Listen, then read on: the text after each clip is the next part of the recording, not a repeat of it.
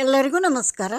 ಇವತ್ತಿನ ದಿವಸ ನಾನು ಮೃದುವಾದಂತಹ ಮೆತ್ತನೆ ಹೋಳಿಗೆ ಹೆಂಗಾಗಿರಬೇಕು, ಹೂವಿನಂಥ ಚಪಾತಿ ಮಾಡೋದನ್ನು ಮತ್ತು ಪದರ್ ಚಪಾತಿ ಹೆಂಗೆ ಮಾಡಬೇಕು ಅನ್ನುವಂಥ 3 ವಿಧಾನದ ಚಪಾತಿನ ಮಾಡಿ ತೋರ್ಸೋಣ ನಿಮ್ಗೆ.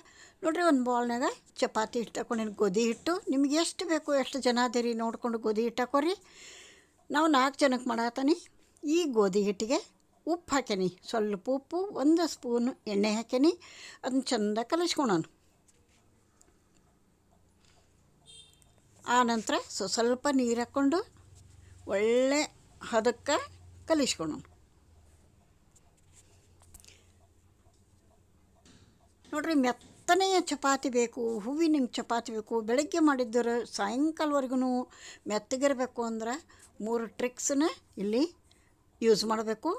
ಹಿಟ್ಟು ಕಲಸೋದು ಇಂಪಾರ್ಟೆಂಟು. ಫಸ್ಟು ಹಿಟ್ಟು ಕಲಸೋದು, ಆನಂತರ ಲಟ್ಸೋದು, ಆನಂತರ ಬೇಯಿಸೋದು. ಇವು 3 ಇಂಪಾರ್ಟೆಂಟ್ ಇದರೊಳಗಿರೋದು. ನೋಡಿರಿ, ಈಗ ಗೋಧಿ ಹಿಟ್ಟು ಕಲಸಿದೆ. ಈ ಥರ ಸ್ಮೂತ್ ಇರಬೇಕು, ಅಗದಿ ಗಟ್ಟಿಯಾಗಿ ಕಲಿಸ್ಬಾರ್ದು. ಗಟ್ಟಿಯಾಗಿ ಕಲಿಸಿದ್ರೆ ಚಪಾತಿ ಹಾರ್ಡಾಗ್ತಾವೆ.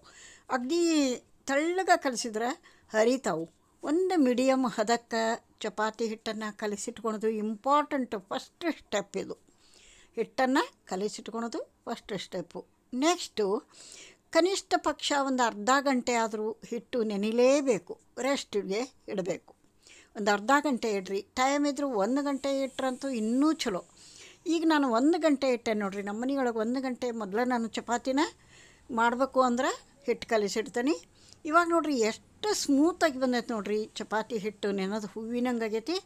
ಆ ಗೋಧಿ ಹಿಟ್ಟು ತೊಗೊಂಡು ಸಣ್ಣ ಸಣ್ಣ ಉಳ್ಳಿ ಮಾಡಿಕೊಂಡು, ಸಣ್ಣ ಅಂದ್ರೆ ಸಣ್ಣವೂ ಅಲ್ಲ ದೊಡ್ಡವೂ ಅಲ್ಲ, ಮೀಡಿಯಮ್ ಚಪಾತಿ. ಇವಾಗ ಈ ಥರ ಪೂರಿ ಸೈಜಿಗೆ ಲಟ್ಟಿಸ್ಕೋಬೇಕು. ಪೂರಿ ಸೈಜಿಗೆ ಚಪಾತಿ ಲಟ್ಟಿಸ್ಕೊಂಡು ಇದಕ್ಕೆ ಎಣ್ಣೆ ಹಚ್ಚಿ ಫುಲ್ ಸ್ಪ್ರೆಡ್ ಮಾಡಿ, 1 ಮಡಿಕೆ ಮಡಚಿ ಅದಕ್ಕೆ ಸ್ಪ್ರೆಡ್ ಮಾಡಿ ಅದನ್ನು ಮಡ್ಸೋನು. ತ್ರಿಕೋನ ಆಕಾರದಾಗ 3 ಪದರ ಚಪಾತಿದು ಫಸ್ಟ್ ತೋರಿಸೋದು. 3 ಪದರ ಚಪಾತಿ ಇದನ್ನು ಲಟ್ಟಿಸ್ತಾ ಹೋಗೋಣ. ನೋಡಿರಿ, ಯಾವಾಗಲೂ ಚಪಾತಿ ಆಗಲಿ ರೊಟ್ಟಿ ಆಗಲಿ ಈ ಬಾರ್ಡ್ರ್ ಇರ್ತದಲ್ಲ, ದಂಡಿ ತೆಳ್ಳಗಿರಬೇಕು. ನಡು ಸ್ವಲ್ಪ ದಪ್ಪ ಇದ್ರೆ ಪರವಾಗಿಲ್ಲ, ಅದು ಉಬ್ಬತೈತಿ, ಚೆನ್ನಾಗಿ ಬೇಯ್ತೈತಿ. ದಂಡಿ ಮಾತ್ರ ದಪ್ಪ ಇರಬಾರ್ದು, ಹಸಿ ಬಿಸಿಯಾಗಿ ಉಳಿತೈತಿ, ಚೆಂದಾಗಿ ಬೇಯಂಗಿಲ್ಲದು. ರೊಟ್ಟಿ ಆಗಲಿ ಚಪಾತಿ ಆಗಲಿ ಪೂರಿ ಆಗಲಿ ಯಾವುದೇ ಆಗಲಿ ದಂಡಿ ಮಾತ್ರ ಬಾರ್ಡ್ರನ್ನ ನೀಟಾಗಿ ತೀಡಬೇಕು, ತೆಳ್ಳಗೆ. ನಡು ಸ್ವಲ್ಪ ದಪ್ಪ ಇದ್ದರೆ ಪರವಾಗಿಲ್ಲ. ನೋಡಿರಿ, ಈ ಥರ ಲಟ್ಟಿಸಿ ಒಂದು ಪ್ಲೇಟಿಗೆ ಹಾಕ್ಕೋತೀನಿ. 3 ವಿಧಾನದಾಗ ಚಪಾತಿ ಮಡಿಕಿನ ನಾನು ನಿಮಗೆ ತೋರ್ಸಕತ್ತೀನಿ.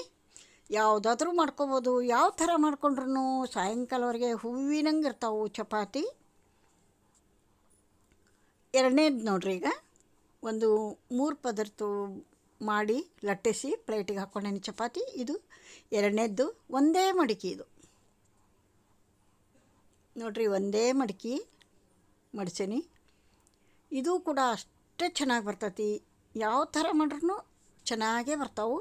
ಹಿಟ್ಟು ಕಲಸೋದು ಇಂಪಾರ್ಟೆಂಟು, ಲಟ್ಸೋದು ಇಂಪಾರ್ಟೆಂಟು, ಬೇಯಿಸೋದು ಇಂಪಾರ್ಟೆಂಟು.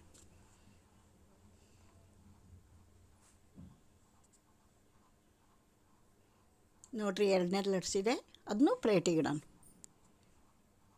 3ನೇ ದಿನ 3 ವಿಧಾನದಾಗ ನಾ ಚಪಾತಿ ಮಾಡೋದನ್ನು ತೋರಿಸೇನೆ. ನಿಮಗೆ ಯಾವ್ದು ಇಷ್ಟ ಅದನ್ನು ಮಾಡ್ಕೊರಿ. 3 ಅಷ್ಟೇ ಈಕ್ವಲಾಗಿ ಸ್ಮೂತಾಗಿ ಬರ್ತಾವೆ.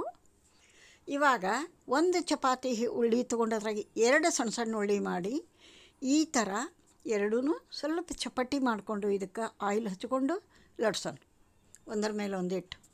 ನೋಡಿರಿ, 1 ಉಳ್ಳಿಗೆ ಎಣ್ಣೆ ಹಚ್ಕೊಂಡು ಇನ್ನೊಂದು ಅದ್ರ ಮೇಲಿಟ್ಟು ಹಿಟ್ಟು ಹಚ್ಚಿ ಲಟ್ಸೋಣ ಚೆಂದಾಗಿ.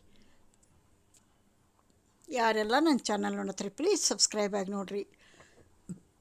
ಈಗಾಗಲೇ ಸಬ್ಸ್ಕ್ರೈಬ್ ಮಾಡಿ ನೋಡೋರಿಗೆ ನನ್ನ ತುಂಬ ಹೃದಯದ ಧನ್ಯವಾದಗಳ ಜೊತೆಗೆ ವಂದನೆಗಳು. ಹೊಸದಾಗಿ ಯಾರಾದರೂ ನೋಡ್ತಿದ್ರೆ ಕೆಂಪು ಅಕ್ಷರದಾಗ ಸಬ್ಸ್ಕ್ರೈಬ್ ಅಂತ ಬರ್ತೈತಿ, ಫ್ರೆಶ್ ಮಾಡಿರಿ. ಪಕ್ಕಕ್ಕೆ ಬರೋ ಬೆಲ್ ಐಕಾನ್ ಫ್ರೆಶ್ ಮಾಡಿರಿ. ನಿಮ್ಮ ದುಡ್ಡು ಖರ್ಚಾಗಲ್ಲ, ಬದಲಾಗಿ ನನಗೆ ಹೆಲ್ಪ್ ಮಾಡ್ದಂಗೆ ಆಕತಿ. ನಿಮ್ಮ ಹೆಲ್ಪು ಸಪೋರ್ಟು ಹೊಸ ವಿಡಿಯೋ ಮಾಡೋಕ್ಕೆ ನನಗೆ ಬೇಕು ಅಂತ ಹೇಳ್ತೀನಿ. ನೋಡಿರಿ, 3 ಚಪಾತಿನೂ 3 ವಿಧದಾಗ ಲಟ್ಟಿಸಿ ಪ್ಲೇಟಿಗೆ ಹಾಕ್ಕೊಂಡೇನಿ. ಈಗ ಬೇಯಿಸೋದು ತೋರಿಸ್ತೀನಿ. ಬೇಯಿಸೋದು ಕೂಡ ಅತಿ ಇಂಪಾರ್ಟೆಂಟ್. ಹಂಚು ಚೆನ್ನಾಗಿ ಕಾದಿರಬೇಕು. ಹಂಚು ಚೆಂದ ಕಾದಿರಬೇಕು. ಅದಕ್ಕೆ ಸ್ವಲ್ಪ ಆಯಿಲ್ ಹಾಕಬೇಕು. ಕಾದಂಥ ಹಂಚಿಗೆ ಚಪಾತಿ ಹಾಕಬೇಕು. ಆ ಚಪಾತಿ ಮೇಲೆ ಬಬಲ್ಸ್ ಬಂದಾಗ, ಹಾಕಿದ ತಕ್ಷಣ ಅಲ್ಲ, ಬಬಲ್ಸ್ ಬಂದಾಗ ಮೇಲೆ ಸ್ವಲ್ಪ ಆಯಿಲ್ ಹಾಕಬೇಕು.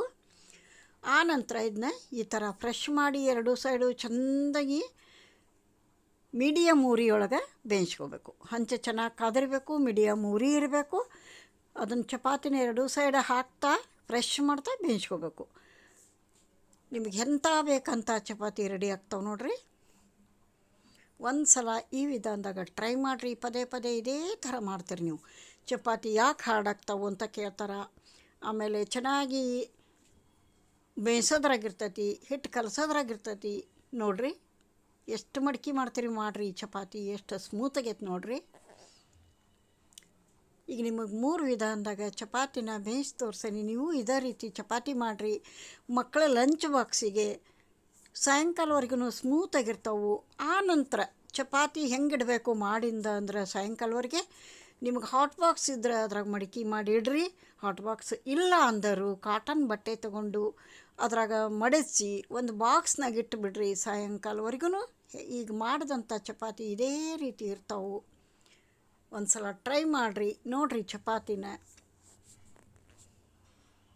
ನಾನು ಹಿಂದೆ ವಿಡಿಯೋದಾಗ ಹೇಳಿದ್ದೆ ಡಿಟೇಲಾಗಿ ಚಪಾತಿ ಮಾಡೋದನ್ನು ನಿಮಗೆ ತೋರಿಸ್ತೀನಿ ಅಂತ ವಿಡಿಯೋ ಹಾಕಿದ್ದೀನಿ.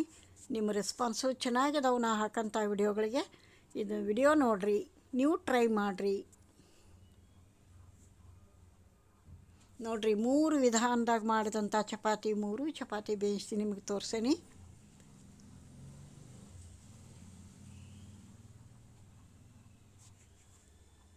ನಿಮಗೆ ಇಷ್ಟವಾದಂಥ ಗ್ರೇವಿ ಪಲ್ಯ ಚಟ್ನಿ ಮಾಡ್ಕೊಂಡು ಚಪಾತಿನ ಸಮೀರಿ.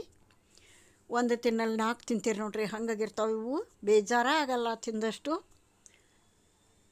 3 ಚಪಾತಿ ರೆಡಿ ಆದವು ನೋಡಿರಿ. ಪ್ಲೇಟಿಗೆ ಸರ್ವ್ ಮಾಡಿ ತೋರಿಸ್ತೀನಿ. ಇನ್ನು ಇಲ್ಲಿಗೆ ಈ ವಿಡಿಯೋ ಮುಗಿಸ್ತೀನಿ. ಮತ್ತೊಂದು ಹೊಸ ರೆಸಿಪಿಯೊಂದಿಗೆ ನಿಮ್ಮ ಜೊತೆ ಸಿಗ್ತೀನಿ. ಎಲ್ಲರಿಗೂ ನಮಸ್ಕಾರ ರೀ.